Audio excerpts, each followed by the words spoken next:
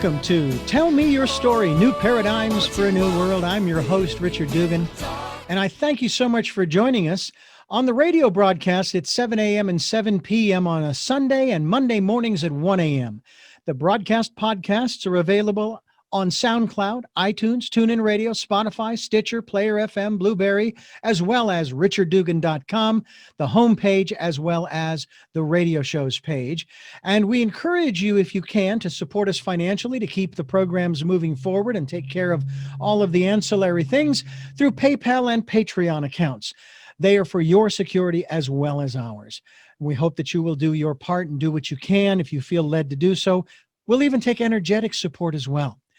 And we also encourage you to go to our guest's website. We'll be giving you that during the interview so that you can continue your evolutionary process. We also encourage you to spend time in meditation, in prayer, in just quiet time during 2020, the year of perfect vision, and the 2020s, the decade of perfect vision. And we hope that you will do that. Listen to that still small voice, that divine self, your higher self, and follow the promptings. And find that still, small, quiet, peaceful place where you can just relax and get a hold of what's really important in your life. We encourage you to do that, and we also encourage you to stay tuned to Tell Me Your Story, New Paradigms for a New World. I'm Richard Dugan. Stay tuned. Tell me your stories. I'll do my best to understand. Welcome to Tell Me Your Story, New Paradigms for a New World. I'm Richard Dugan, your host. Thanks so much for joining us on the program today. We're going to talk with some folks who are coming to you from the One World Academy, all the way from India, and we are hoping that you'll stay with us. Well, the subject of today's program is suffering, or actually what I should say, it's the lack of suffering. There are many religious belief systems that promote the necessity of suffering in one's life, and the One World Academy teaches a little different slant on that. And we're going to talk with one of the faculty members of the One World Academy, all the way from India, and we want to thank you so much for joining us on the program. And Prahasita, I believe, is how you pronounce your name. Did I pronounce that correctly? Yes, Richard. Prahasita, you are a faculty member. How long have you been involved with the One World Academy? I have been involved with One World Academy over the last 3.5 years. What drew you to the Academy? What drew me to the Academy is the spirit of this work, which is about living without suffering, like you said. It is about inner freedom. So then I can take it from your answer that you were suffering a great deal? My spiritual journey began 17 years ago. And I have been through several challenges in my life. But what has inspired me to do this work is how I have seen people being touched and transformed by this work. I've worked with a lot of people, and I have seen what it has meant to them to live life without suffering. How has your life been since you have adopted and adapted to the teachings of the One World Academy?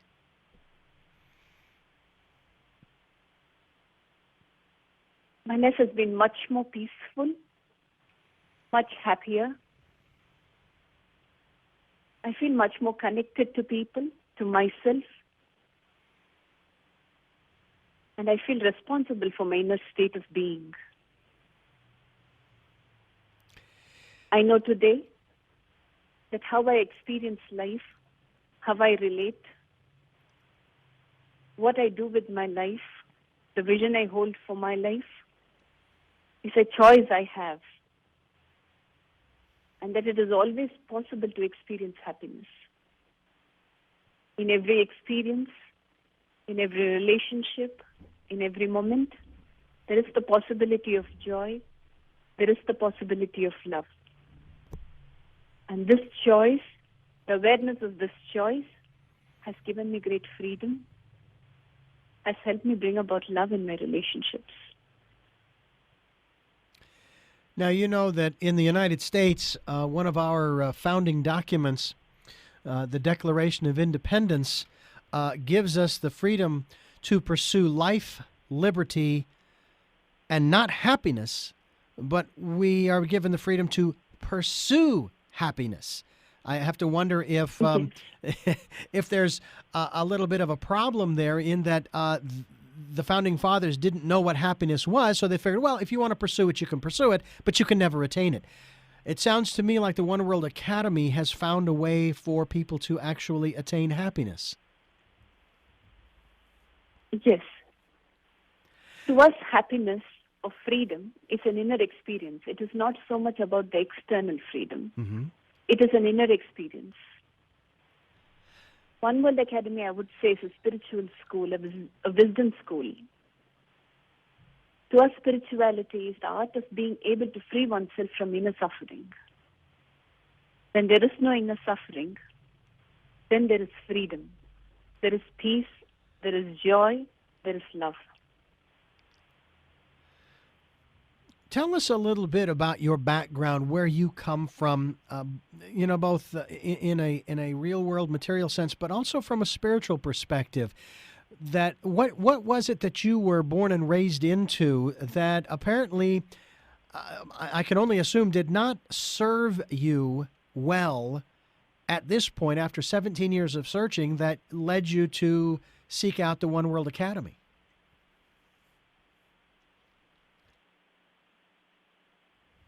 I wouldn't say I was born into any extraordinary circumstance. My family was a very ordinary family. My life, just ordinary life.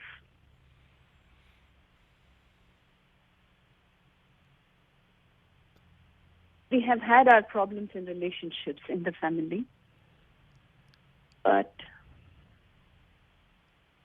when we attended the spiritual program 17 years ago, I could see the transformation that came in my family. And that touched me, that inspired me, because I could see the transformation, the power of healing, the possibilities that opened up in love, which inspired me to do spiritual work. What kind of spiritual work were you doing? Initially, work that centered around faith, around belief in a higher authority to help us be free of suffering. But then over a period of time, I discovered that it was not necessary to have a particular belief in a scripture, a belief in a higher authority, a belief in a ritual, in order to experience freedom.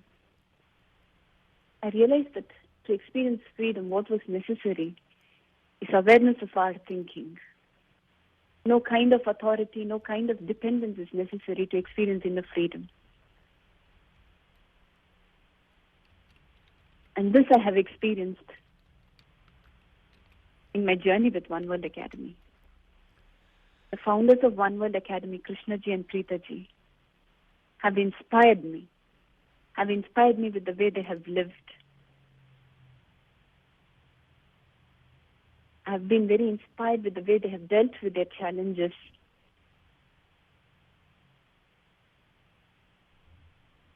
So this has taught me that I can be free of my suffering, and that I can also help someone be free of their inner conflict and experience joy. That whoever you are, whoever we are, wherever we are from, it is possible for each one of us to experience joy, to experience happiness. Every one of us have the same equal opportunity to be happy.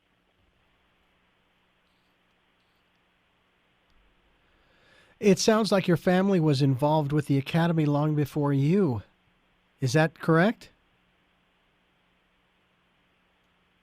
The family, we got involved together. In together. Yes, yes. But you've only been involved as a faculty member for the past 3 years. Is that correct? Yes, ever since the beginning of One World Academy. One World Academy began about 3.5 years ago. Okay. But the teaching is older than that. Yes, it is. Can you tell us how the teaching came about? The teachings are sourced in an experience that Krishnaji had about 3.5 years ago. It is sourced in his personal experience. The founders, they have had a spiritual background. But what One World Academy teaches is not what we've learned from other books, what we have learned from other religious systems. It is sourced in the personal experience of our founders. And we only teach people what we believe is the truth, what we have personally experienced, and what we feel can be experienced by anyone.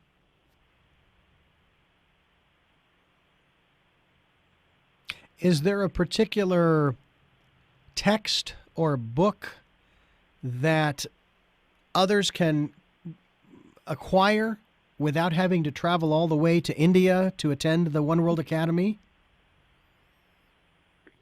We have not yet released a particular book that stands as the core of our teaching. We, of course, have our website, oneworldacademy.com. But what we believe is in a total transformation of the being, a fundamental transformation in the way we think, which will translate into a transformation in the way we relate, in the way we respond to our life situations, in the destinies we create. And for this transformation to happen, we believe that an individual has to go through a process. It is not about reading a book, learning a few steps, practicing those steps, and then experiencing some instant happiness. It is a process of transformation. And for this process to happen, there are several insights, several processes, several inner journeys that are necessary. A lot of healing that must happen. A reflection into our relationships. A journey into the past. So these processes have to happen. That is why we focus on individuals participating and spending a week here at the One World Academy. Our program here at the One World Academy is called Freedom in Living. When people come here to participate in Freedom in Living, they go through a process.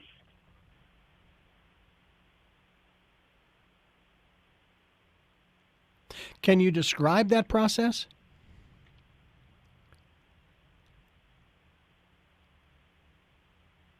We build the Freedom in Living over a period of 7 days. The program begins with an inquiry into every individual's purpose of life. What is our purpose of life? What is our state of mind? What do we do when we are faced with a challenge? How do we deal with our suffering? How does our suffering impact our relationships? How does our suffering impact our work? What does it mean to live a life of love? What does it mean to love ourselves? What does it mean to feel connected to people around us? It begins with these questions, an inquiry into each one of these questions, and then we move on to insights. Insights that will help us understand the nature of life. Insights that will help us deal with our challenges. That will help us observe our thinking. And from the insights, we will then move into processes. Processes are a place that learning happens through experience. Would you say that the One World Academy is bringing about the evolution of not necessarily religion, but of spirituality on the planet? Is this the next step in your perspective? I definitely would say that. And I've seen it happening in the participants as they have come and participated in these programs.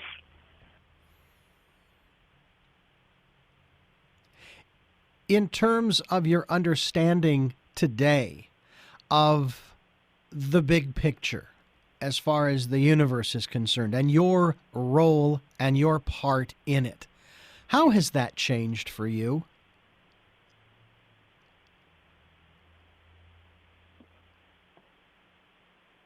I realize that all of us are interconnected, that we are not separate,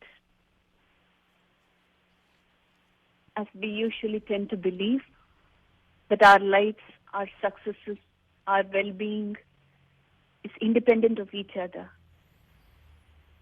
I see that we live an interconnected life, that our well-being is dependent on each other, and therefore it is our responsibility to not only live happily ourselves,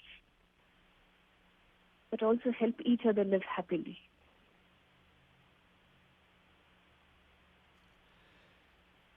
So the concept that I have often shared with people that if God, whatever your concept may be, had deemed it necessary for each one of us to live solitary lives, there are certainly enough planets in the universe for each one of us to occupy it solo.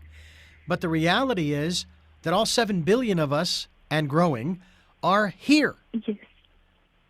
And so it only stands Yes. to reason that we're here to work together. Absolutely. Is there any moment that is really independent of each other? There's no From moment. the air we breathe. Yeah.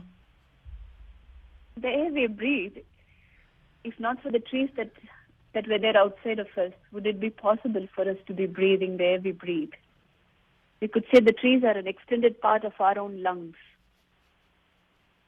Every moment of our life is a moment of interconnection.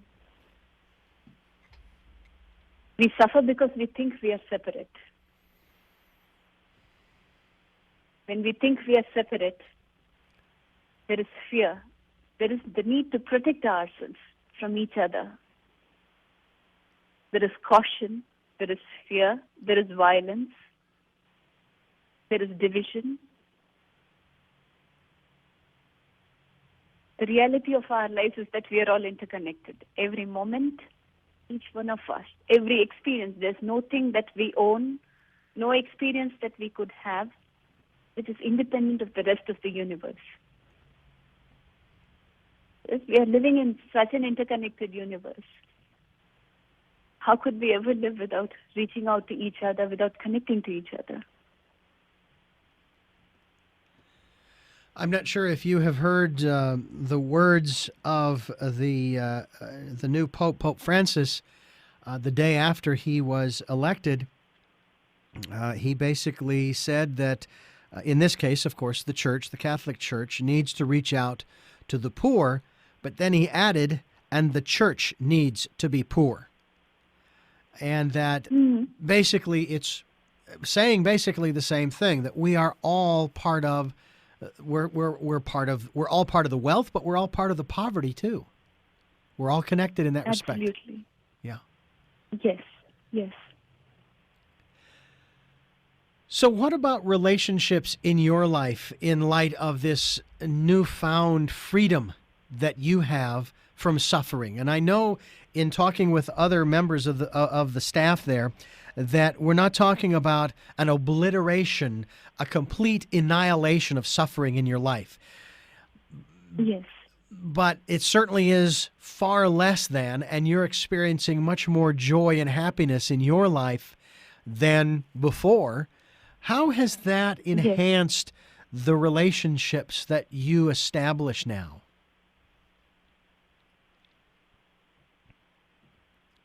it has helped me bring much more awareness to my relationships.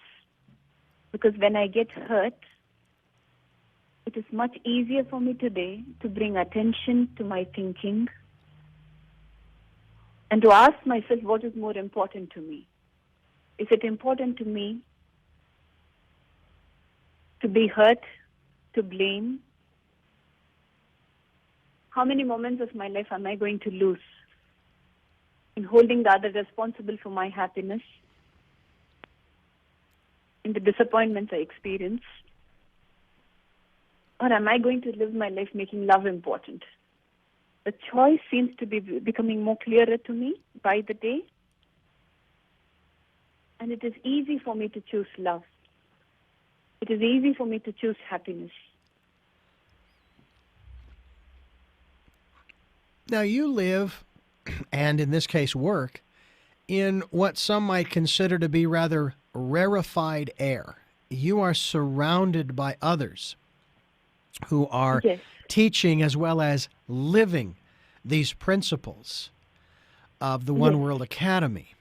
The rest of us, we don't have that luxury. Even those who would come there for a week's training end up going back to the same world that they left.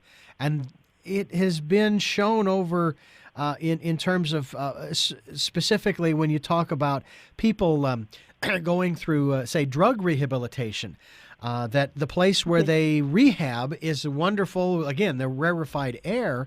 But the moment that they go back to the place where it all, so to speak, started, they tend to revert back. How does the One World Academy assist those returning to their world to maintain these principles?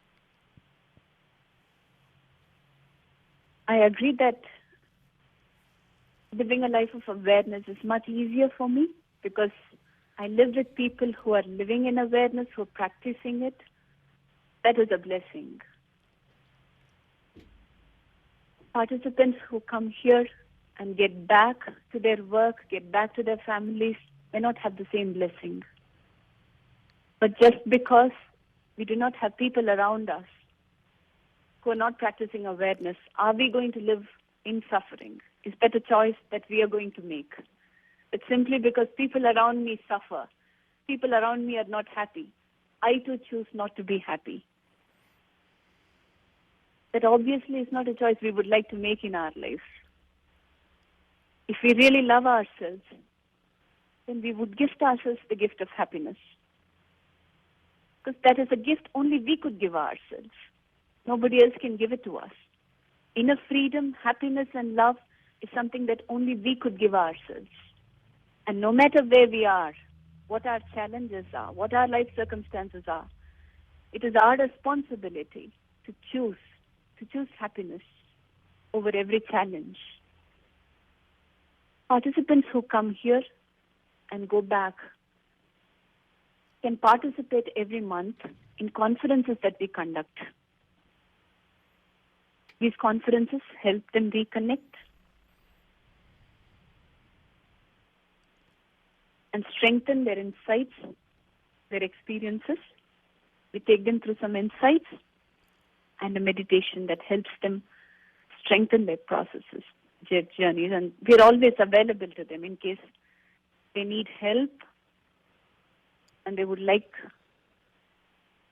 us to help them, then we're always there for them. They could reach out to us. Mm-hmm.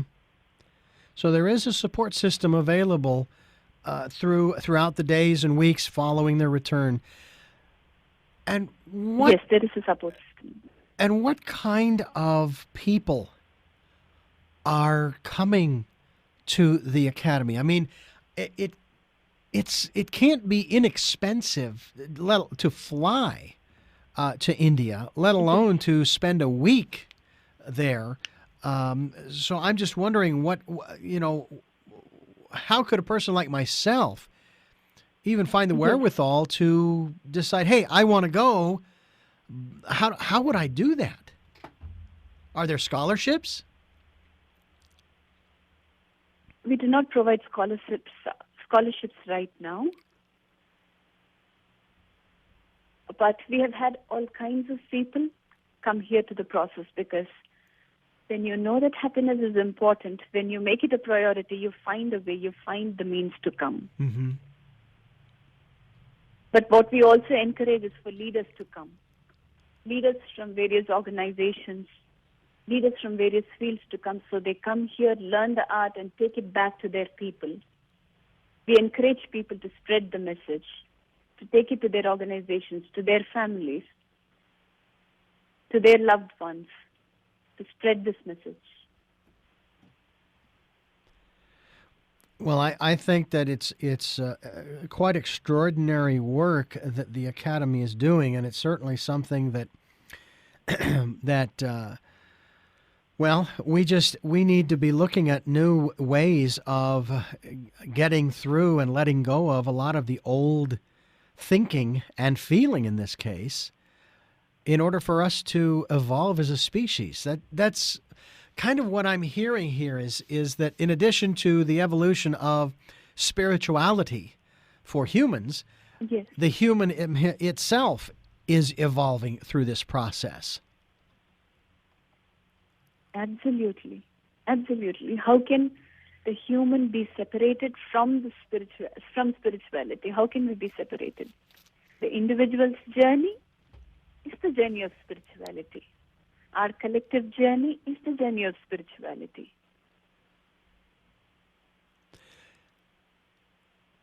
I think I know the answer to this question, but I'm going to ask it anyway.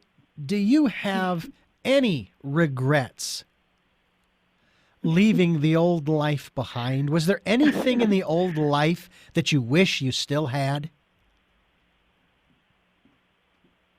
I don't think, because I don't think I have left behind anything. Okay. I think that's something. Go ahead. I cannot think of anything that I have left behind, really, in that sense. I have only gained. I've gained much more love, much more happiness. So I don't think I have left behind anything.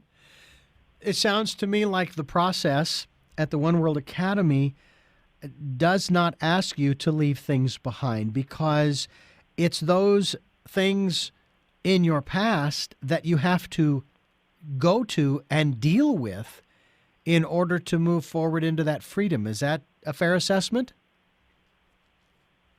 Yes, it is. And at One World Academy, we are only interested in the inner experience. We want people to be more happy, to be more loving. That is our focus. That is our interest. Not with how they live their life, the do's and don'ts of life. We do not tell people what to do, how to live it. Our focus is inner happiness. And we believe that when we are happy inside, when we are loving inside, we would know what is right for our lives. So as you've stated, if someone believes that they want more out of their lives, and the One World Academy is one of those ways that they feel they will find more of that freedom, more happiness, then they will find the wherewithal to get to India in order to achieve that and have the happiness that they've been searching for probably for most of their lives. What would you say? Is it primarily adults, or do you have children go through this program? It seems to me like children shouldn't have lived long enough yet to have had the kind of sufferings that they need to be set free from.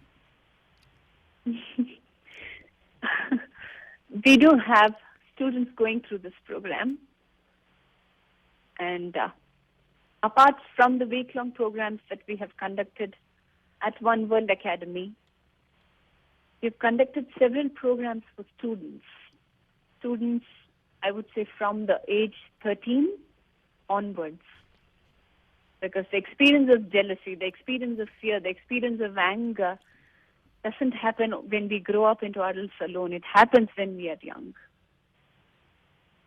A 4-year-old child knows what it is to get hurt.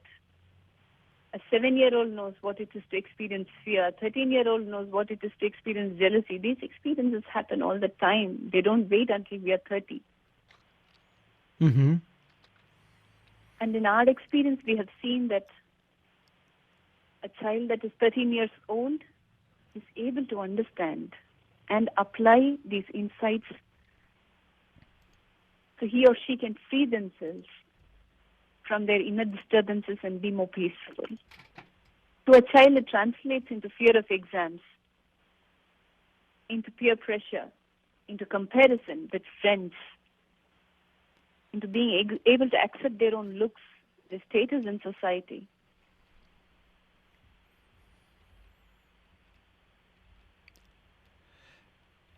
So instead of looking at a child under the age of 13 as one who, though may have experienced certain levels of suffering, you basically you do have to have a cutoff point. Yes. And 13 in this case is that. That the teaching is, or the principles basically teach that at that point, okay, it's it's sort of time to make a shift. Yes, at that time we believe that it is possible. From that age onwards, we have seen that it is possible to bring more attention to one's thinking and make a shift. Yes. Well, I think, again, that this is, it's quite extraordinary what the Academy has to offer. I think that it's something that we in the West, you know, I know myself, I'm constantly searching for the ways to sustain happiness. And yet at the same time, there are those who tell me, well, yes, but if you didn't have sadness, or suffering in this case, then you couldn't really appreciate happiness. You really couldn't appreciate being joyful without the opposite. What is the perspective of the One World Academy in that regard, to that dualism? Yes, it is. Yes, because there is suffering, you recognize joy when it is there. We do agree with that. But it is not necessary that you experience suffering in order to experience joy. And how long would you like to live in suffering in order to be able to appreciate joy? An hour, a day, a month, a year? How long before you would say it is enough, now let me experience joy?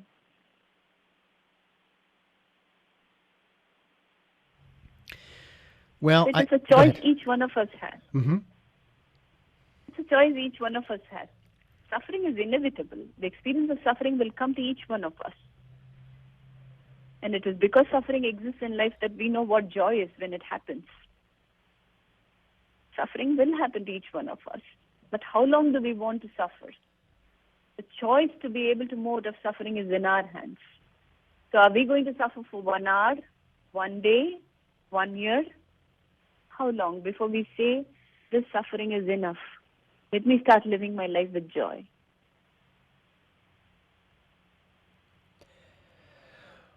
Well, I think that again, we have a lot to learn.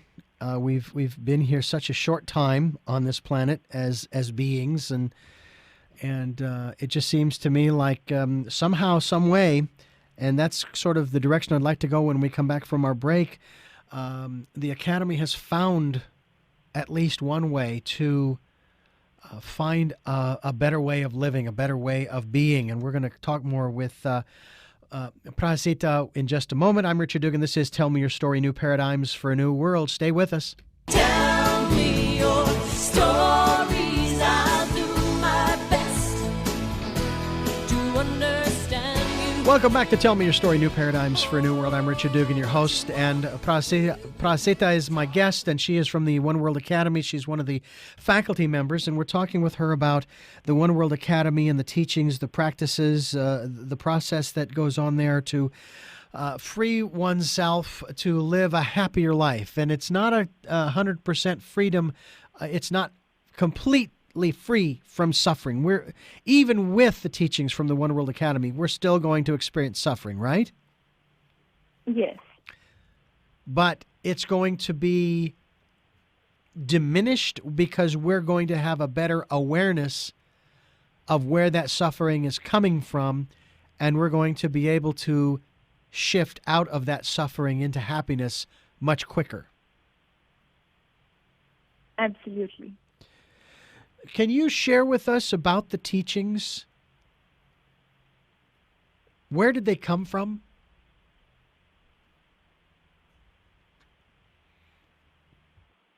The teachings are sourced in the personal experience of the founders.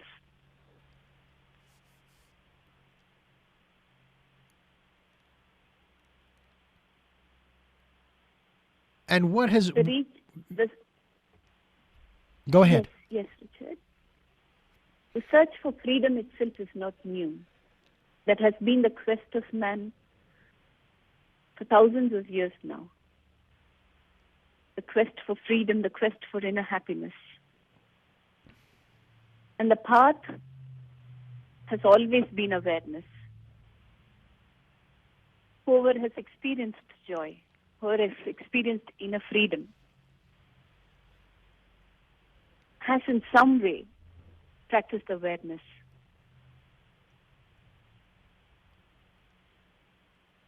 At One World Academy, we help people to consciously nurture awareness. What we teach, what we believe, is not based on a particular religion or a particular scripture. It is based on our personal experience. And if you would ask us what is our path to freedom from suffering, I would say that our path to freedom from suffering is to resolve it by bringing conscious and total attention to our thinking. What we habitually do when we suffer is to either try to avoid it or to indulge in the same experience. Either way, we end up becoming more miserable, confused, and alienated within.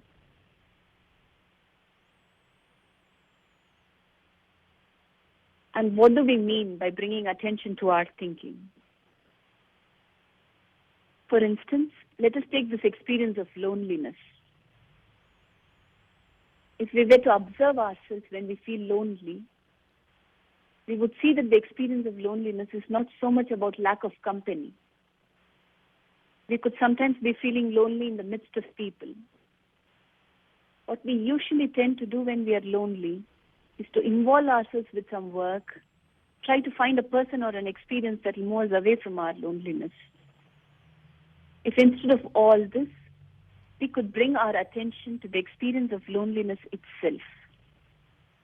If we could bring our attention to our thinking, then we would see that loneliness is more because of confinement in thought.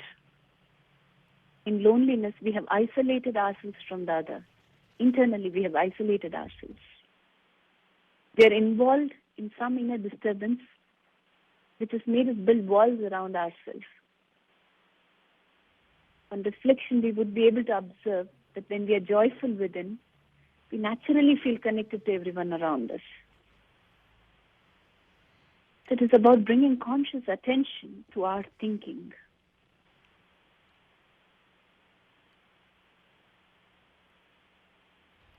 What is from your perspective, I mean, you've been living these principles for 17 years, basically, until they were codified 3 years ago into what has become the One World Academy. And again, we've acknowledged the fact that you happen to, so to speak, reside in rarefied air in that respect, that you have the support system, the support team right there with you. Yes. But if someone were to leave the academy after going through the practices for the week-long intensive, yes, how long do you think they would be able to last out in the real world, so to speak, before reverting back to their old ways. Is it that easy to shift right back into the old ways of doing things? I would say how long they would remain in that experience is totally dependent on the individual. Okay. I have seen people make a shift and then continue. I have seen people revert back. It is not the world, it is not challenges. That is what we all believe. We believe, given my life, given my challenges, given what I am going through, given the people that I live with, it is inevitable that I experience what I am going through. It is that fundamental belief that we challenge when you come here to the One World Academy. Is it necessary that because you face challenges, you inevitably suffer? Is it necessary that because people around you are tough? Is it necessary that because you live with people who may not understand you, that you experience loneliness within? It is that belief which is challenged. So how long you could continue to live in that place of happiness is entirely dependent on you. If you make happiness a priority, if we were to focus on it, then it is possible that you live a lifetime experiencing awareness. We do not want to make people dependent. It is about helping individuals understand awareness, practice awareness, so when they get back home, whatever the challenges they face, they be able to use it, practice it, and experience joy. Mm-hmm. Well, I'm so grateful for the fact that we've had the opportunity to speak with you and others at the One World Academy to find out more about what's available. And I guess it really does come down to it's not for everyone, because not everyone is going to want it. And if it is something that you do want, then all you have to do is go to the One World Academy website, which is oneworldacademy.com. And you can go through and check out the folks that are there, the facilitators, the faculty members, the principals, and so forth. And if this resonates with you, then you take the next step and find out, okay, when is the next class? How am I going to get there? And then you make the process happen for yourself. And the outcome, it sounds to me, Prahasita, is going to be a much more joy-filled and happier life. And you will then, I think, begin to bring to you those aspects that help you to live your life's purpose. Absolutely, yes. Before we go, I want to ask you a few more questions.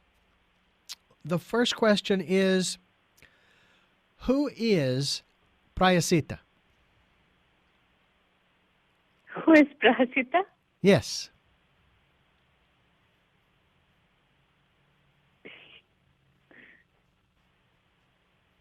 Where is the question coming from? The question comes from the same place the answer comes from, and it's whatever you choose to answer that question with. I've had some people... Prahasita is an experience that is arising from moment to moment. I like that.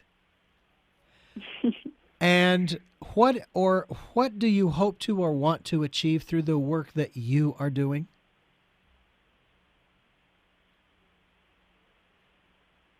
What I hope to achieve for myself is a life of happiness, a life of love, and to be able to help as many people as I can to be able to live this life.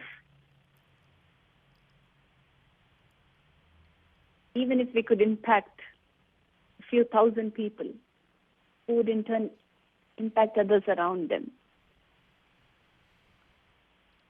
then I would feel very happy, very fulfilled. Well, it puts to rest one of those old myths that I grew up with, and that is constantly being told that you cannot change other people. And I have found that that's not true, that you can change other people. by changing yourself. Yes. And the final question. Well, that is not a sorry. No, go right ahead. Well, that is not a guarantee that people around you might change just because you change, but when you change, your life does change. Yes. And many times people around you could be impacted. Absolutely. And the final question, how powerful are we? How? Yes, how powerful are we as human beings? How powerful are we? Yes. In terms of our inner experience, we have the power to choose what we want to experience in every moment. In terms of our inner experience, I would say we have a total choice of how we would want to experience life, with what intensity, in which way. With regards to our situations outside, we are not all powerful because every individual that lives along with us is equally powerful. So it is collective destiny. We are creating certain situations, certain events in our life. People around us create certain situations. So it is our individual destiny and the collective destiny that goes forward together. Prahasita, I want to thank you so much for joining us on the program today. It's been a joy to talk with you and to learn more about the One World Academy. And we hope maybe one day to make it that far around the world. That would be nice to have you here, Richard. You know, it's quite extraordinary how some of these interviews come about, and I am quite grateful for those folks who are interested in basically being on the program and talking about their vision for humanity, for the future, for our civilization, the betterment of our civilization, and today is absolutely no exception. We're going to be talking with a few people who are involved in the One World Academy. Something a little different today. And what's even more, how can I say more different? That English doesn't sound right. It's extraordinary in many ways, especially because we are talking with our guests all the way from India. And we're talking about the One World Academy, and it is also available for those who are interested, who want to find out more. We are going to find out who founded the One World Academy. I think that's extremely important to know. Where did this vision come from, and what's really going on here? So we encourage you to stay with us and learn as much as you can, and check out the website, oneworldacademy.com. That's One World. They're all words. ONEWORLD, One World Academy. And that's ACADEMY.com. And our first guest here on the program is someone who's been involved with the Academy, if I'm correct, for a good portion of her life.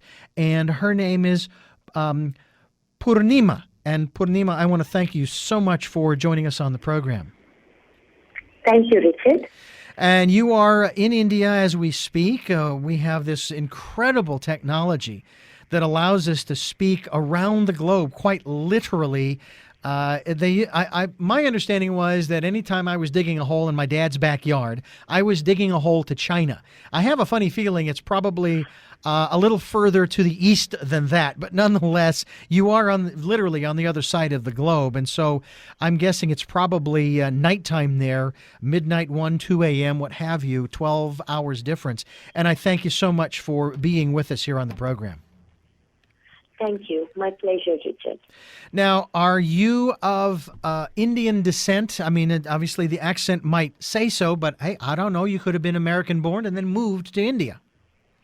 No, I'm an Indian descent. And when you were born into this world, what faith or religion, if you will, did your parents instill in you? My parents, by birth, I'm a Hindu. So my parents were are Hindus, and I've been brought up in the Indian traditional Hindu tradition. Okay. Now, when we start talking about the One World Academy, how closely connected to your spiritual roots is the Academy? And we'll get into the founder and his vision and so forth, but I'm just curious, was there a big transition for you? See, One World Academy has no religious roots anywhere. So it is open to people from all beliefs. So basically it has nothing to do with any religious systems or beliefs. So that way it has no connection to the religious belief that I was born into also. Okay. Now, my understanding, and again, I've had an opportunity to speak with you and many of your colleagues, the members of, I believe you are, as well as the others, are members of the faculty there at the One World Academy. And you have been involved. I mean, you're only in your, what, 30s, early 40s? But you've been involved with the Academy for a very, very long time. Tell me about that connection. We all started, all of us have been into spiritual work and life the last 17, 18 years. And we joined a spiritual movement when we were very young. And we have been a part of the movement. And that is how, in fact, we also came to know of Krishnaji and Preetaji, who are the founders of One World Academy. So we were not a part of One World Academy. In fact, the Academy as an organization had not started then. But 3 years ago, we, all of us became a part of One World Academy. So Krishnaji and Preetaji founded the Academy. So though the Academy was founded physically 3 years ago, the principles and the teachings and the concept of the Academy has been a part of Krishnaji's and Preetaji's life. They've been living it. And we were so deeply impacted by their thought, by their vision, that we became a part of One World Academy. And that is how. So as spiritual life itself has been a long period, but our coming into One World Academy has been the last 3 years. Okay. Now, am I correct that you have, what can we call them, satellite academies around the world? You actually have one in North America, here in the United States? We do have people who are representing One World Academy in North America, in the sense they are organizers who organize events. We have a faculty, a senior faculty. Actually, yesterday he was at Harvard. He was addressing a group of students, 600 students, and important speakers also were a part of that. So we have faculty traveling there and conducting events. But we don't have a center anywhere else in the world. The center is in India. Okay.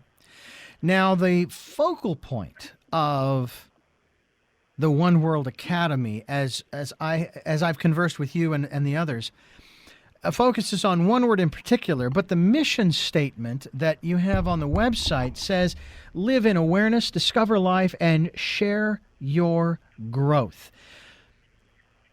You, Yes. at the Academy, teach the students, if you will, I guess that's what you would refer to them. They're not devotees of the founder. They're students learning a concept, a principle, a set of teachings, and we'll get into that as well, dealing with getting through day-to-day life without one element that, from my upbringing, was core. It was sort of at the root. suffering. I was taught Yeah. that suffering was good, that it would bring you closer to God, that it would make you a holy person. So the more you suffered, the holier you could become. Didn't mean you did just because you suffered. You had to learn from the suffering, but that suffering could be turned into something good. That is not the message at the One World Academy, is it? No.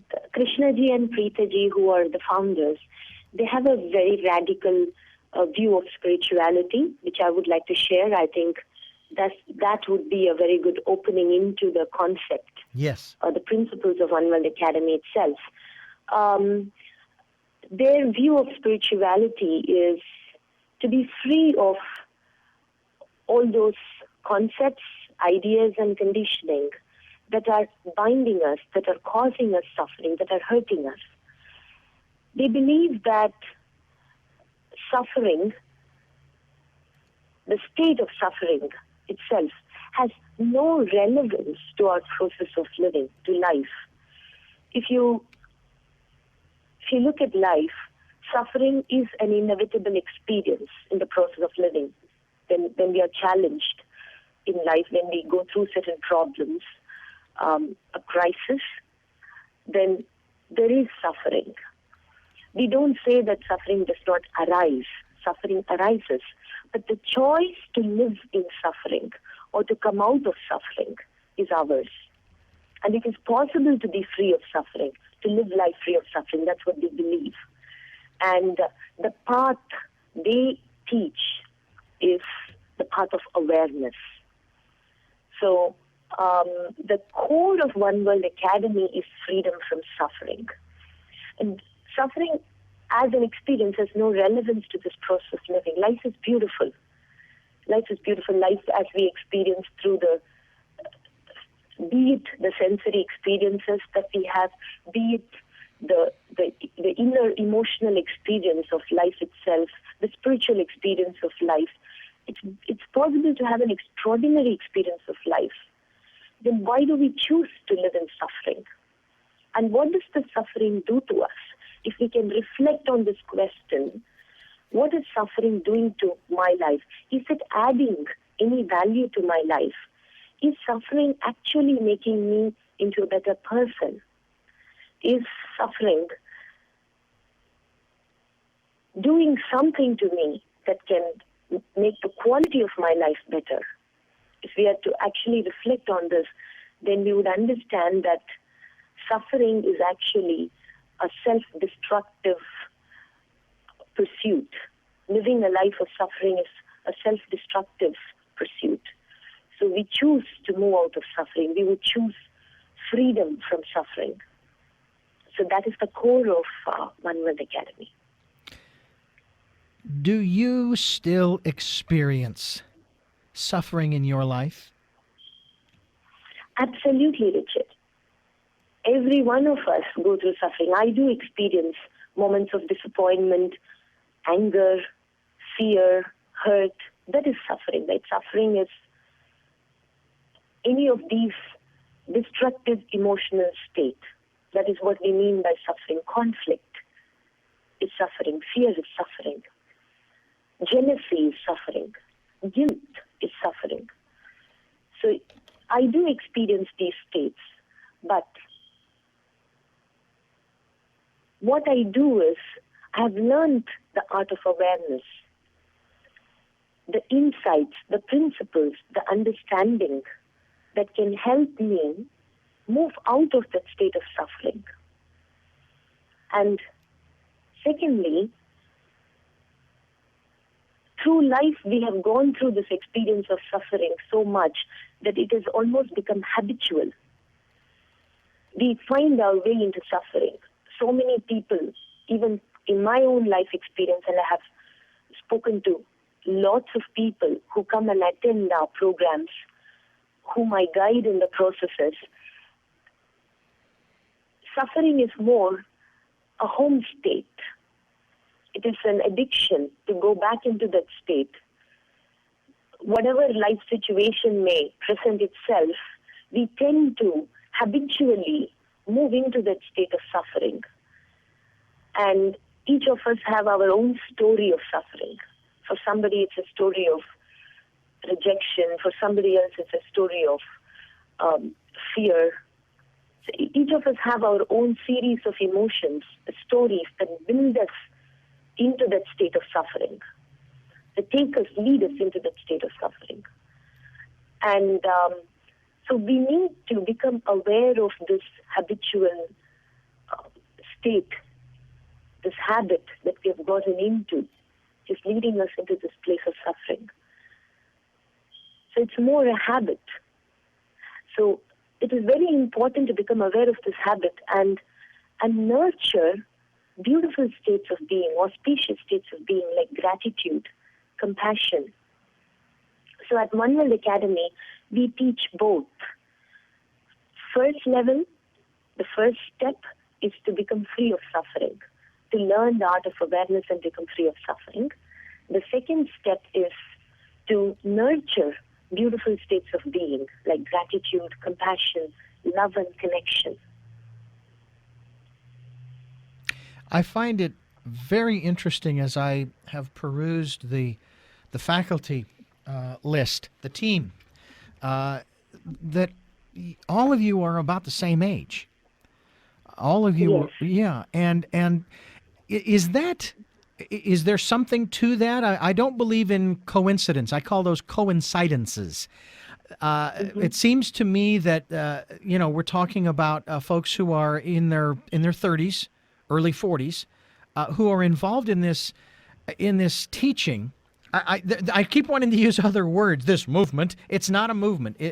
You're actually educating people, making them more aware, or helping them to become more aware. Is that a way to phrase it? Yes, Richard. We call One World Academy as a wisdom school. That's what people who come here, they name the academy as wisdom school, because what we learn here is the art of living life, a joyous, meaningful, compassionate life. So that is what we learn here. And to answer your question, yes, we are all of the same age. In fact, we've been friends for the last 17, 18 years, like I told you. Mm-hmm. And all of us had this inspiration to do spiritual work, and we joined the spiritual movement, the same spiritual movement, 18 years ago. Mm-hmm. And we were of the same age, like all of us were 16, 17, probably some of us were even like 14, 15. And our parents were also involved in the spiritual movement. We're all a part of it. And we knew Krishnaji and Preetaji. They were also a part of it. And then we stepped out of the movement because we had certain ideological difference. So we stepped out of it, and we came to Krishnaji and Preetaji, a part of One World Academy. So we shared the same past, and we've grown up together virtually. So that's our story. Now, are you familiar at all with the history and the times of the 1960s in this country, in terms of the what is referred to, of course, as the hippie movement and flower power and people wanting peace and love, and they wanted us out of the war and all of these different things? And it didn't really last, I mean, it did for quite a number of years, but it didn't have the impact. And there's a part of me that takes a look at what One World Academy is doing with, as you describe, these people that you have been associated with for almost 2 decades, which is almost 2/3 of your life. It seems to me that your connection with these people is on a much deeper level than those people of, say, the 60s and early 70s, the hippie movement, if you will. You have a focal point. Can you speak to that at all? Richard, yes, the connection is there, and the connection need not be lost, right? Connection is more an inner experience. Right. And whatever you have learned through those years and the opportunity to serve, to meet thousands of people, and the opportunity to serve, contribute, it's been very beautiful. And we all carry that part within us, and it's in fact giving us tremendous strength and a lot of wisdom. All the life experiences have given us a lot of wisdom. So it's a part of us. Nothing can separate. That's a part of our consciousness, our being. And from there we have moved on. We have moved on to learning more. Definitely that has been the foundation, and we have built on that foundation something more beautiful, something that can lead us further. So we can never cut the connection. We can never cut. So that matter, can we really cut the connection or move away from the experiences we have had as a child with our parents? That was like 16 years. And then this is another 16, 17 years. So all our life experiences are a part of us. Mm-hmm. And I'm curious as to the relationships that you have developed with others since then. I have a feeling it's going to be difficult for you to sort of express this, only because what you have known has been so, how can I say this, connected with what you've only known for at least 1/2 to 2/3 of your life. You haven't. It's kind of like when I hear people say the United States is the greatest country on earth. My first question to them is, have you lived anywhere else to have something to compare it to? To just say that phrase doesn't mean anything. So when you talk about meaningful relationships today, can you do any comparison to relationships of your past that didn't have that kind of connection, that were not deep and meaningful and in that regard? Yes, Richard. See, life is full of different kinds of experiences, and in relationships, I have gone through moments of hurt, moments of disappointment. So any relationship becomes a source of pain when we go through hurt. It's nothing to do with the person. That is again the core teaching of One World Academy with regards to relationships. We say how the person is not the cause of suffering. The person is not causing us hurt. Hurt is caused because of our own thinking. The meaning that we have attributed to that situation, to that response of that person. And that meaning is basically what's coming from our own life experience, our conditioning, our view, our concept of love, our idea of an ideal relationship. No? So that is what is causing us pain. That is what is causing us hurt. So there have been moments when I have gone through those experiences, and learning to heal that, learning to dissolve that pain has been my journey. To evolve into, to take the relationship to a greater place, to a better place, and also to myself evolve into a better person. It's both the same, right? Mm-hmm. So when we actually want to take a relationship to a greater place, to a greater place of love and connection, I mean. Mm-hmm. Primarily, we as an individual have to grow into a better human being, a more loving person, somebody who's able to connect more. That is when we'll be able to take the relationship itself to a better place. So it is about me becoming more forgiving, me learning to give up my hurt. If I may share a real life story here. Mm-hmm. Yes. Right now at the campus, we are having almost 30 people who are going through a week-long program. So the program is happening right now. The program is called Freedom in Living. That is our intensive that we host here at the campus.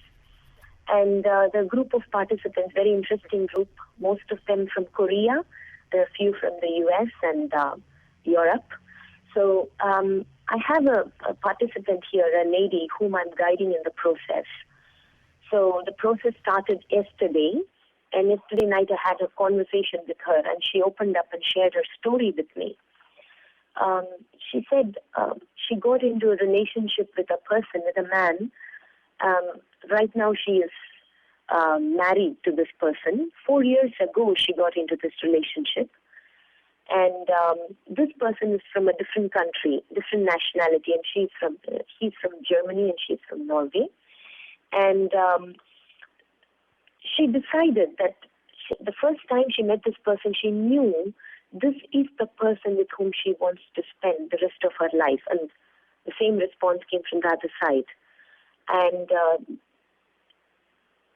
then they decided to have a family together. And she got pregnant. And she was living in Norway, and he was still in Germany. So he would come and visit her, be with her, and go back. But during this entire period of pregnancy, he could not be with her because he was so preoccupied with his own career, with his family, parents there, and his family there. And he had so many personal problems. He felt so unsettled in life. He was insecure because financially he had to face a lot of challenges. So he was so preoccupied with his own life that he could not give any attention to her. And in the meantime, she went through a huge emotional crisis. She felt abandoned, rejected. She felt not supported, very deeply hurt, and she was angry. And after the son was born for 1 year, they decided to part, and they, actually got separated for a year or so, and then again they came back. So she was sharing with me yesterday. She said, "I have worked a lot on this story, on this emotional part of mine. The last 4 years, now my child is like 4 years, and last 4 years." It has been a huge journey. I try to apply every teaching in the world. I try to practice compassion. I even, could understand. I can understand that he was so preoccupied with himself. I could respect that. But somehow I moved back to this emotional place. Even today, a smallest trigger from his end is enough to push me back into this place. Mm-hmm. She said, "I want to come out of this." That is my vision for this entire 1 week intensive, because I see that this suffering, what this suffering is doing to me as a person, it has killed my joy. It has killed my happiness. It has made me into an irritated, frustrated woman, which I was not 4 years ago. I was not this person. And then she broke down. She said, more than anything else, what it has done to me, it has completely destroyed compassion for myself. I'm so critical of myself now. I'm so critical. I'm judging myself all the time, and it is hurting me so much. I was not this person. I remember 4 years ago, 5 years ago, I used to be this very gentle person. I would sit down, and whenever I faced a challenge, I could just talk to myself like a mother would talk to her child with so much tenderness. I had this tenderness. Now I've lost it. I'm not even able to show it on myself, and how could I show it on my children? So this is what has happened to me. So yesterday and today she's made a huge, beautiful progress. This evening I was talking to her, and she said, I was asking her, what did you learn the last 2 days? What has been your journey? She said, the last 2 days has been very, very intense. And what I saw how this entire edifice of my suffering was based on my beliefs, my conditioning that's coming from my family. the way I was brought up by my parents and my conditioning about what an ideal family is, I saw that I have held this conditioning, this belief, so sacred, that family is so holy and loyalty and commitment, and this is how an ideal family has to be. I held it in such a holy place in myself that I was not ready to give it up. I was not ready to see that this idea, though it's a beautiful idea, the idea of family being holy is so beautiful. But in unawareness, this idea has destroyed my happiness.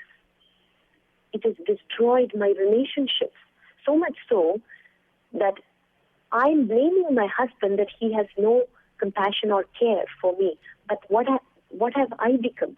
I've become a self-centric human being.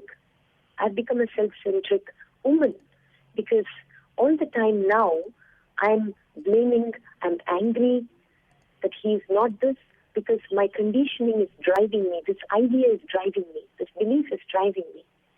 So she said it was so relieving to see that this belief was what was the cause of my suffering. And so she is there in that journey, and she is moving towards greater compassion. So this is the journey that we make, a journey out of suffering towards greater compassion, freedom, love, and connection. So the first step truly is to become aware of these things, that these layers upon layers of pain and hurt, old behavior patterns, old family stories, etc., etc. That's the first step. Is that am I correct in that? The first step, yes, Richard, is to become aware that we are suffering. Okay. To recognize that we are suffering and what is causing me suffering. Because most often we are out there solving problems. It's so easy for us to get into the problem-solving mode. The moment we face a challenge in our lives, we immediately jump on the situation and see what is not all right with the situation. What should I fix? How should I fix this problem? So we don't actually acknowledge or realize that we are suffering within. We are hurt, we are angry, we are scared, and there is so much of pain within us, discomfort within us. To bring attention to that, that's the first step. That's where the journey begins. Okay. Well, our next step here on the program, we need to take a short break. We're going to do that. I want to come back and talk about some of the next steps that we must take as the One World Academy teaches to move forward, to learn how to live a life that is, for as much as possible, free of suffering. And we're going to do that. And I want to remind our listeners that we are speaking with one of the faculty members from India directly, and her name is Pranam, and we are talking with her. She is in India right now, and we're going to continue our conversation with her. I'm Richard Dugan. You are listening to Tell Me Your Story. We want you to stay with us. We have more to come. Tell me your stories. I'll do my best to understand you. Welcome back to Tell Me Your Story, New Paradigms for a New World. I'm Richard Dugan, your host, and I thank you so much for joining us. The website for our program today is not just richarddugan.com, but it is also oneworldacademy.com. Oneworldacademy.com, where you can find out more about the Academy, what they have to offer in the way of classes, retreats, etc. I'm curious. I'm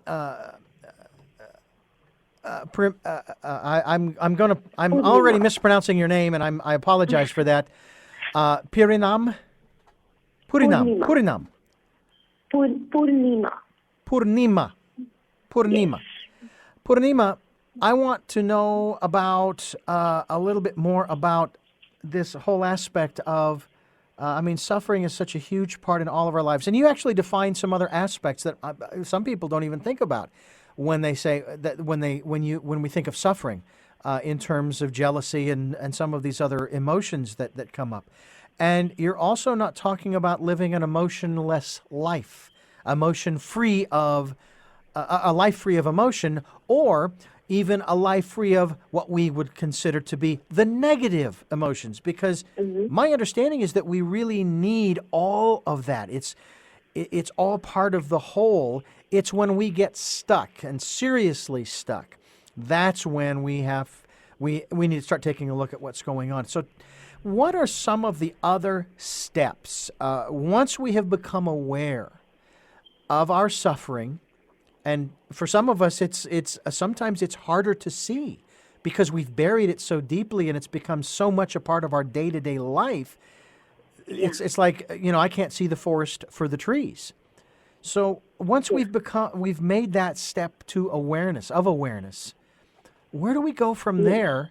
And I really want to back that question up to ask in terms of timetable. Yes, you mentioned, for example, this woman story that you told. It was on a week-long retreat. But I'm curious, are there regular daily classes? Is it just an intensive for a week or 2 weeks or what have you? And then, I'm now going to be able to take these techniques and go and live my life and so forth, and maybe every once in a while get a booster shot of sorts. How long does this process, or might this process, take? The intensive is a week long, but the path of awareness that we teach here, we inspire people and tell people to make it a way of life. So basically our passion, so all of us have made awareness our way of life. That's how we are able to live a happy, meaningful life, because awareness is joy. Awareness is a source of joy. Awareness is a source of love. It's a source of inner freedom. Awareness is a source of compassion. So to live a life of awareness is what we have learned, and that's what we share with them. So people go back and they are taught some of the practices of awareness based on the teachings and the insights that they have had here in the program. The program itself, Freedom in Living, has different aspects to it. The first is the insights. Insights are the teachings, the right understanding. It is so important to have the right understanding about what suffering is. Because if you really want to be free of suffering, you need to know what suffering is. What is the nature of suffering? Why do we suffer? What are those causes for suffering? What is causing us suffering? So it's very important to know that. So those are the insights that we give at the Freedom in Living Intensive. Is there such a thing as good suffering? Before we go on further, is there such a thing as good suffering? No, Richard. There is nothing good suffering. There's nothing good about it. No, because see, what is the root of suffering? What is suffering at its root? When we experience it, experientially, when you're going through a moment of hurt or a moment of jealousy, pain, fear, what are we thinking? Are we not thinking about ourselves? What is fear basically? Fear is a set of thoughts which say, what's going to happen to me? What if people do this to me? What are people thinking about me? It's about me. What is hurt about? What are the thoughts that we think in hurt? It's about me, right? It's about ourselves. Why did you do this to me? I trusted you so much, and you cheated on me. You betrayed my trust. You hurt me. How could you do this to me? It's about me. Every emotion destructive emotion, if you look at it, any emotion that's causing us conflict, emotional disturbance, if you look at it, the root of it is me, me, me. It's about ourselves. So whenever we are caught up in thinking about ourselves, we are preoccupied with ourselves, where is the space for connection, for love, for joy? There is no space. We are preoccupied. So when there is no joy, when there is no connection, when there is no feeling for the other in a relationship, for instance, there can be no happiness, right? You're working and you're preoccupied with yourself. You're not able to connect to what you're doing. There is no love for that work. There's no passion for that work. How can there be happiness? There is no happiness. Take any suffering. What good does it do to you? In terms of your health, in terms of your relationships, in terms of your experience of life itself. You're sitting there, you're sitting in a very beautiful place, you've gone on a vacation to the most beautiful place on the planet with your family, with people you love the most. You're sitting there and then you're feeling this horrible emotion within you, horrible emotional state. And how is that vacation? How is that experience for you? You have everything. You have the most beautiful visual experience. You have the most beautiful people around you. But what has been your experience of the entire vacation, of the entire experience? It's been so horrible. So that is what suffering does to you. So there is no good suffering. Okay. All the meanings that you give around suffering, basically, it's been to manage suffering. We say suffering is, some religious people believe that suffering is a gift from God. God has sent suffering to us so that we become better, or we go closer to Him, or we learn through it, or we suffering is the way to dissolve our karma, whatever. All these meanings that we give to suffering, it's been an attempt to manage suffering so that we have some beautiful meaning to it, so we can kind of make it more palatable, make it more manageable through life, because we don't know how to come out of it. We don't know how to get out of that place. So give it a better meaning so that we are able to manage it as long as it is there. So. Well, Purnima, I'm quite intrigued by what the Academy has to offer, and I want to talk a little bit more, if we can, because you've done a very fine job of defining, from the Academy's perspective, suffering and what it is and what it isn't, and that there is no such thing as good suffering. I'm actually, and I'm sure many of our listeners are very glad to hear that there is no such thing as good suffering. And I also start to think about this in the context of something that I've thought of.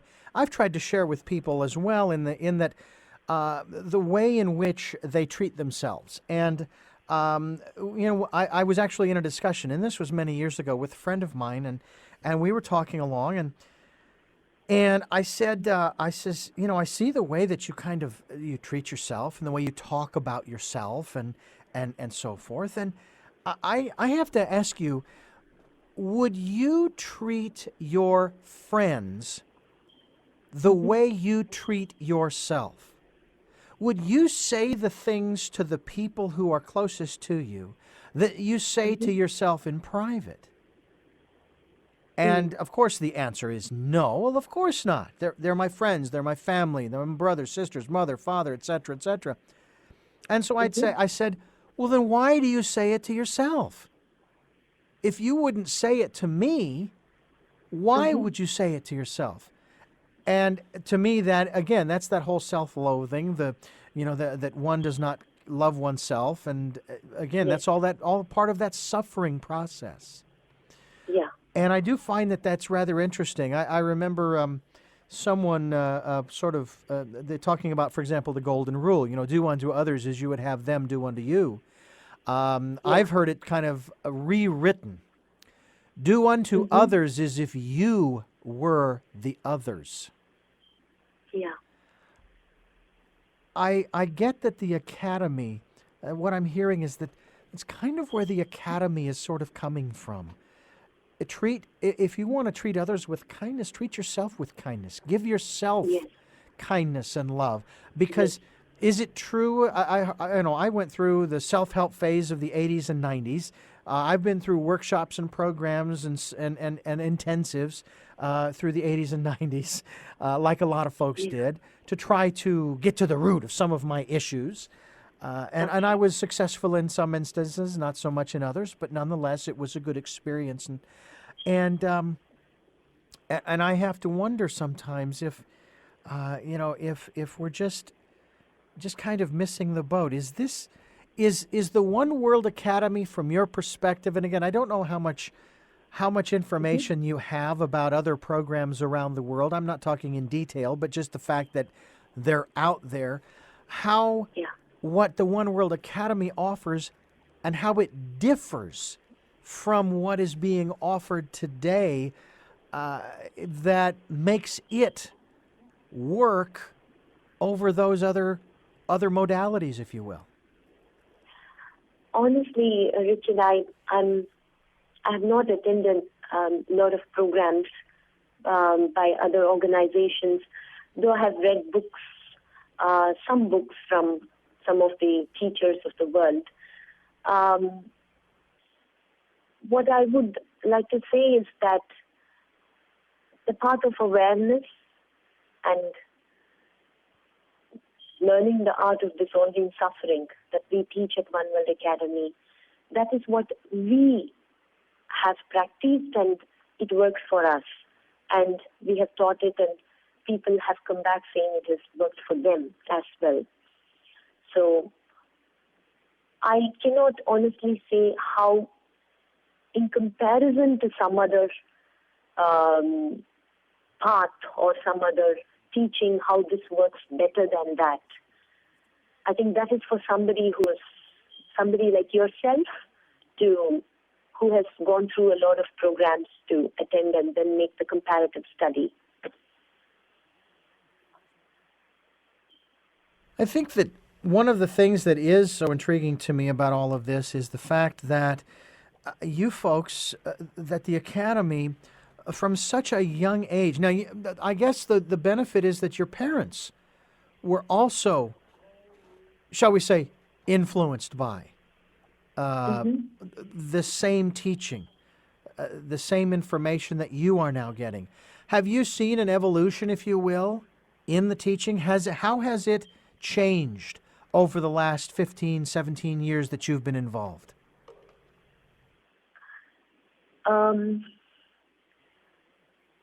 Well, the teachings of the Academy, One World Academy, is what we have learned in the past 3 years. And we have been teaching it the last 3 years to people. And I think the teaching, how it has evolved, is something that you need to discuss with the founders. But how I can share with you from my experience has been that teachings are evolving, because when people go through their journeys and processes, whatever is more relevant to them, whatever we have applied and is more relevant to our lives is what we are sharing. For instance, my own path of awareness, every day as I practice, as I become more aware, the insight that is helping me, the clarity that is helping me, that is what I share with somebody who comes up to me with a question, with a problem, with a challenge in their own journey. So I'm able to help them, support them with the clarity that I have. So the teachings are evolving because it is living. It is living through you, it is living through me, it's living through people who are actually living it. So that way the teachings are evolving. But how those teachings originated and how those principles have been evolving is a question that I think you need to ask Krishnaji and Preetaji when, if you have a chance to meet them and interview them. It would be a very interesting story to hear from them. Well, and I am looking forward to that opportunity, and certainly look forward to getting more in depth with the founder on that. Now, your involvement has been, obviously for 15 to 17 years, and then some, because again, of your parents. Yes. So you have had this from probably since birth. This has been shared with you, but that's something that I find interesting. Okay, so I go to the academy to try to work out my issues, try to work out not living with suffering, to work out living a more loving and fulfilling life, a life that I can thrive in and not just survive. How are there techniques that are taught so that parents can teach their children so that maybe the children won't need the academy? I mean, think about it. Could we bring children into this world who don't need to be fixed? They're not broken. And guess what? They get to start working on their passion, their purpose in life from the get-go. Absolutely, Richard.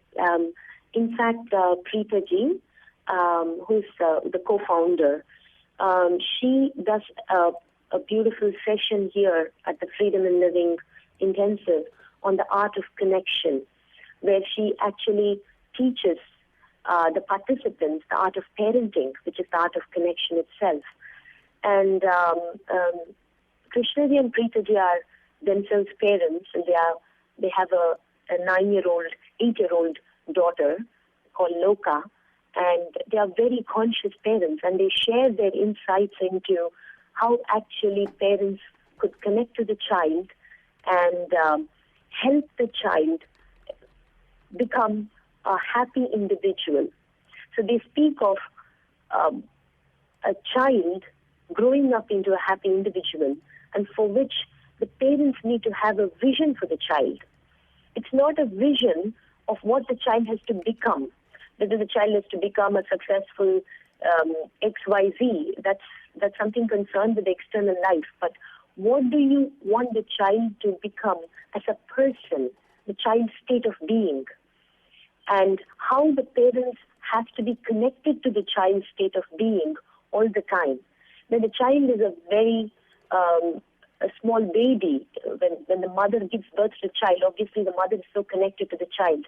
The mother is able to feel the child's hunger, the child's thirst. That's why the mother is instinctively reaching out to the child, even before the child could say, even before the child could feel it fully, the mother is there.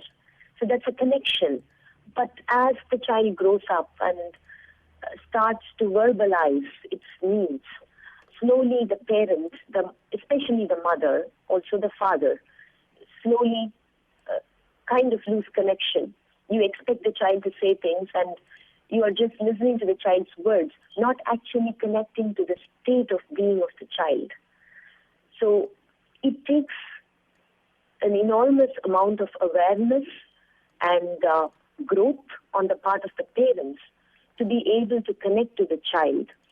And parents who have come here to the academy, they've gone through the Freedom in Living Intensive, and they've learned that. They've gone back and they have done that, and they have found that there's been a huge shift, transformation in their children. The children are starting to feel different. They are responding differently, not just to them, but to the other aspects of their life. And they're growing up to be better human beings. So it is possible, and that's the vision. How do you help a child grow up into a happy individual, compassionate individual, and somebody who can love himself or herself very naturally? And that's what they're doing to their own child. Krishnaji and Preetaji, they're doing that to their own child. And we are a witness to it. Loka is growing up with us here, and we are seeing her. So that's what we want to do to all the children. Do you live on campus? Pardon? I say, do you live on campus? Yes. The faculty? Yes, we all live on the campus, yes. Okay. And so there is no real separation, if you will, from the process that is taught at the academy. I mean, so you're, in other words, you're around people who can help to support you, to help to remind you of certain things, and so forth, in terms of remembering how to get back to that loving space and place that you were in before something happened that generated the suffering. Richard, if I don't know if I understood your question correctly, but I'll answer in case I'm not answered. You can ask me again. Sure. We are living as a community here, and the team of people, the faculty and the senior faculty and the founders, we are living here as a community, and yes, living as a community is a huge strength because we are living with the same vision, and we all live a life of awareness, and we share these teachings, we discuss, we share our experiences, our own journeys with each other, and we also ask questions. There is huge discussions on the teachings where we ask questions to Krishnaji and Preetaji, and where they ask us a few questions so that we are also prompted into, provoked into thinking. So it's a beautiful community of which we are a part. And also, people come here and they stay with us and they live on the campus and they learn. So they are also a part of this.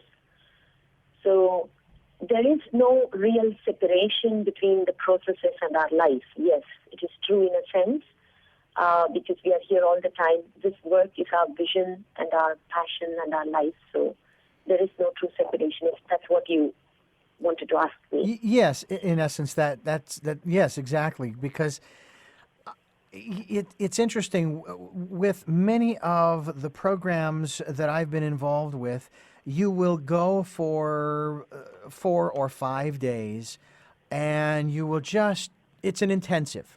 It's very intense. It's high-powered, if you will. And you go in there, and you're with like-minded people, and they want to change, and they want to transform.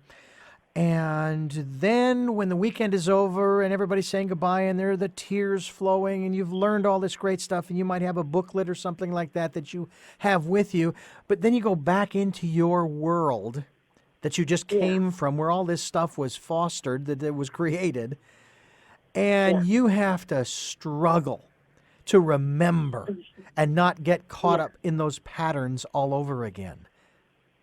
Yeah. And it seems to me like that's not the way to do it. The way that you folks are doing it, and some can label it in all kinds of different negative ways, I don't quite see it that way. It just seems to me like the way the One World Academy is doing it just seems to make more sense. Don't throw the fish out into the open water. We need to start, and I'm guessing that maybe that's the concept, and again, I will have the opportunity to speak with the founder. The concept of maybe starting communities and academies in different parts of the world to start this growing from a central location so people can live their lives and thrive and live their purpose and so forth. Yes. Richard, I just want to add a little bit here, probably clarify. People who come and live on the campus for 1 week and attend the Freedom in Living seminar intensive are people from different parts of the world, and they go back to their world. Sure, I understand that. They don't stay here as a part of the community. It's only us 17 of us who are a part of the community forever, like we are here. So, yes. But even the teachers at some of the intensives that I've been through, they go back to their daily lives, they go back to their workaday worlds and so forth. And then they've got as intelligent and as learned as they might be, they still struggle with, again, those same kinds of issues, and then they've got to come back and sort of be brought back in a little bit, sort of a refresher course before they can then facilitate the next intensive for the group of people that's coming in. And I just think that what you folks are doing is you're reinforcing the base, the foundation in that context. It's like a history professor who spends his life around phys ed people when he's not in school, when he's not teaching in class, and he's not sort of reinforcing the education that he wants to impart. And so he has to kind of, get a booster shot of some sort. He's got to do it all. He's got to, you know what I'm saying? Does that make sense? Yes, I understand that. Yeah. Yeah, that is basically because of this passion that is being there in us to live a life dedicated to this, because this is the meaning that we find to our lives. We're not on the search of something else. So we are just here. We are dedicated. We are here.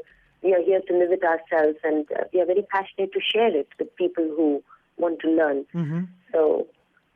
Well, I think it's quite remarkable that you folks are able to do that, because I think that it really benefits the folks that do come there for the week in a really big way, because you're around it all the time, 24/7, and so you never lose touch with it. You never lose the connection. You never lose the message, the vision, and I think that says an awful lot. And I know some people say, well, then maybe the teachers should stay at the schools, of grade school, high school, and higher education. They should live there, and so on. Well, maybe they should, I mean, if it's your passion and you love to do it, why wouldn't you want to be around it all the time? Yeah, absolutely. Yeah. Yeah. So you say this is not religiously based. This is an educational institution. Yes, it's life education, if we want to term it that way. It's a school of wisdom, life educational institution. So it's nothing to do with any religious beliefs.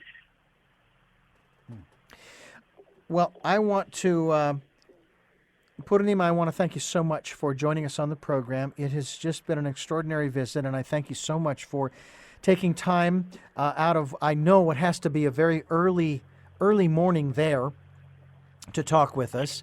And I look forward to my conversations with other members of the faculty. And I have only a couple of other questions, if I might, before we wrap up the program. They're questions that I put to my guests at the end of the program because they seem to elicit a much more interesting response once we've had the opportunity to touch on the foundations of the conversation and the principles of the new paradigms that we're bringing forth. So my first question to you is, Purnima, who is Purnima? What I don't understand in what context you're asking me this, Richard. Is it in terms of? Well, it's more of a, I'll say more of a, we'll call it a metaphysical question. Okay. Mm-hmm. Okay. Who am I? Yes. It's a pretty deep question, Richard. I think which might evoke series of other questions. Okay. Well,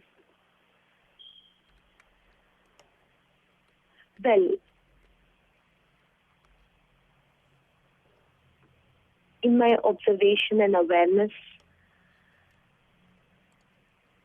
Purnima is an experience that's happening right now. The moment, at this moment, the thoughts that are going on, the thinking process that's happening, the physical experience of my body, and the sound that is coming out of my mouth as words, and the thinking processes that are going on, that is this experience is what is Purnima at this moment. And what is it that you hope to or want to achieve through the work that you are doing?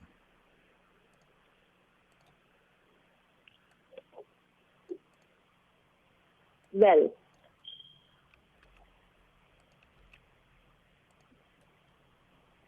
my passion is to say I've seen how liberating it is to apply these teachings to my life, how enriched my experience of life has become, and how meaningful it is now. So when I meet people, when I interact with people, I have this passion very naturally to share it. Because it's been so beautiful for me. It has helped me so much. So I believe it can help anybody. Excuse me. So my passion is to help people live a greater life, a more meaningful life. And I know One World Academy and the vision of Krishnaji and Preetaji. They are very wonderful people. They are my mentors. They are very wonderful people, and they are people with a vision and with a large vision. And I'm very, very happy to be contributing to that vision, because that is in alignment with my own passion. And so that's what I want to do with my life. I see myself doing that the rest of my life. And this goes to the human aspect of all of us. How powerful are we as human beings?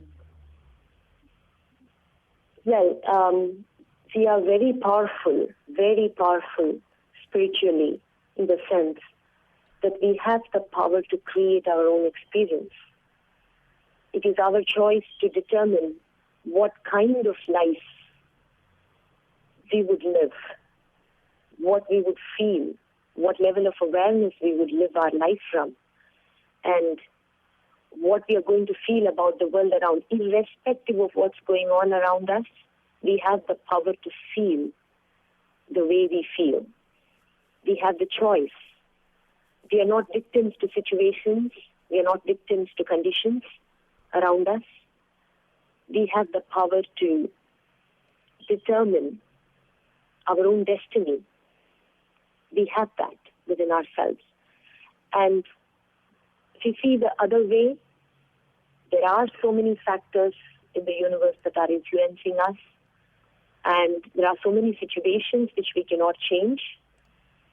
We know there are so many things happening in the world which we want it to be different, but we are not able to do something about it. So the other side, that is also there.